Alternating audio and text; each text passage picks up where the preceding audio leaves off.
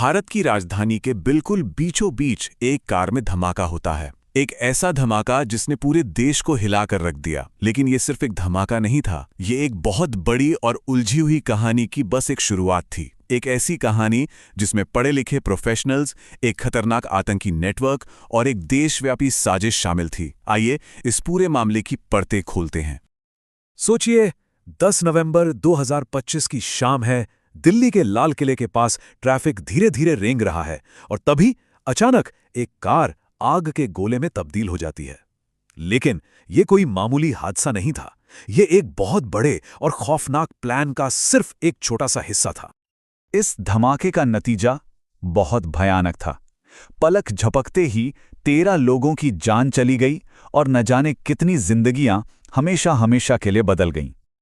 लेकिन कहानी यहीं खत्म नहीं होती। जब जांच शुरू हुई तो पता चला कि यह तो बस एक शुरुआत थी।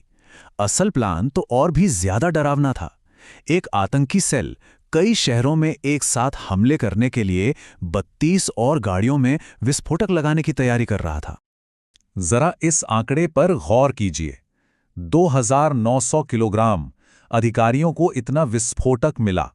मतलब अगर ये पूरी साजिश कामयाब हो जाती तो हम सोच भी नहीं सकते कि तबाही का मंजर क्या होता। तो चलिए सबसे पहले उस दिन पर वापस चलते हैं और समझते हैं कि आखिर हुआ क्या था। ये टाइमलाइन देखिए, सब कुछ कितनी तेजी से हुआ। दोपहर के करीब 3:15 बजे कार पार्किंग में जाती है, 3 घंटे से ज्यादा वहीं खड़ी रहती है और फिर शाम को 6:45 बजे के आसपास बाहर निकलकर सिर्फ 4 मिनट के अंदर धमाका हो जाता है। धमाके के बाद जो सबसे बड़ा सवाल सबके जहन में था वो ये था कि आखिर ये किया किसने, स्टीयरिंग व्हील के पीछे था कौन। और इसी सवाल के जवाब ने जांच को एक ऐसी दिशा में मोड़ दिया जिसकी किसी ने कल्पना भी नहीं की थी। अब आते हैं इन्वेस्टिगेशन पर। देखते हैं कि पुलिस ने इस पूरी साजिश की गुत्थी को कैसे सुलझाया। और जो सच सामने आया वो वाकई चौंकाने वाला था। हमलावर कोई आम अपराधी नहीं बल्कि एक डॉक्टर था, डॉक्टर उमर उन नबी। फोरेंसिक साइंस ने यहां एक बहुत बड़ा रोल प्ले किया। धमाके में मिले शरीर के हिस्सों का डीएनए डॉक्टर उमर की मां के डीएनए से मैच कर गया और पहचान कंफर्म हो गई। पुलिस ने एक एक करके इन कड़ियों को जोड़ना शुरू किया। धमाके से पहले फरीदाबाद में हुई एक रेड, रेकी के लिए इस्तेमाल हुई गाड़ी और फिर संदिग्धों की कोडेड डायरीज, इन सब ने मिलकर एक राष्ट्रव्यापी साजिश की पूरी तस्वीर साफ कर दी। यह हमला सिर्फ दिल्ली के लिए नहीं था, प्लान तो 4 अलग अलग शहरों को एक साथ दहलाने का था। तो इस मॉड्यूल के पीछे कौन लोग थे? जब इन संदिग्धों की लिस्ट सामने आई तो एक और परेशान करने वाली बात पता चली। Doctor Umar, doctor Muzammil, doctor Adeel, ये ज्यादातर पढ़े लिखे पेशेवर थे, डॉक्टर्स।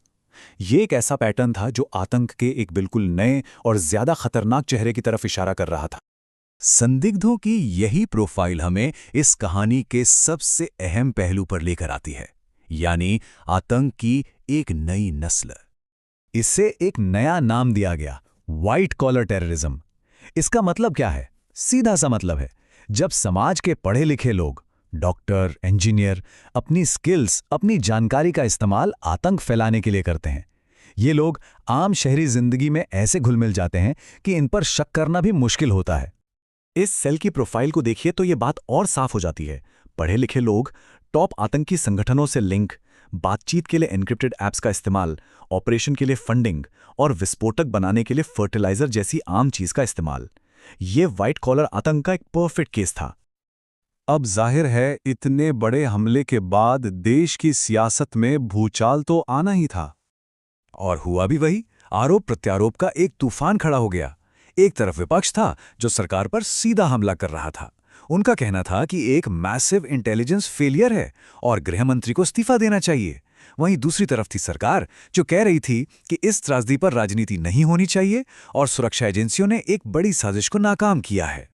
विपक्ष का गुस्सा कितना तेज था इसका अंदाजा कर्नाटक के मंत्री प्रियंक खड़गे के इस बयान से लगाया जा सकता है, जिसमें उन्होंने सीधे सीधे गृह मंत्री को जिम्मेदार ठहराया। तो जवाब भी उतना ही तीखा आया। बीजेपी की तरफ से अमित मालवीय ने पलटवार करते हुए कांग्रेस पर ही राष्ट्रीय हित के खिलाफ काम करने का आरोप लगा दिया। लेकिन यह तो हुई देश के अंदर की सियासत। अंतर्राष्ट्रीय स्तर पर भारत का जो रिएक्शन था वो काफी हैरान करने वाला था। एकदम शांत, एकदम सधा हुआ। ये इसलिए भी हैरान करने वाला था क्योंकि हमें याद रखना होगा कि इसी साल की शुरुआत में सरकार ने आतंक पर एक बहुत सख्त लाइन ली थी। ये कहा गया था कि भविष्य में कोई भी आतंकी हमला युद्ध की कार्रवाई की तरह देखा जाएगा। तो फिर सवाल उठता है कि इतने बड़े हमले के बाद, इतने कड़े बयानों के बावजूद इस बार ये खामोशी क्यों थी? ये सधी हुई कूटनीति क्यों अपनाई गई? इसके पीछे कई गहरी रणनीतिक वजहें थीं। पहली बात तो ये कि सीधे किसी देश पर इल्जाम लगाने से घर में ही मिलिट्री एक्शन का दबाव बढ़ जाता। दूसरा, जांच का फोकस स्थानीय और सेल्फ रेडिकलाइज्ड लोगों पर था, तो कहानी अपने आप बाहरी हाथ से हटकर अंदरूनी मॉड्यूल पर आ गई।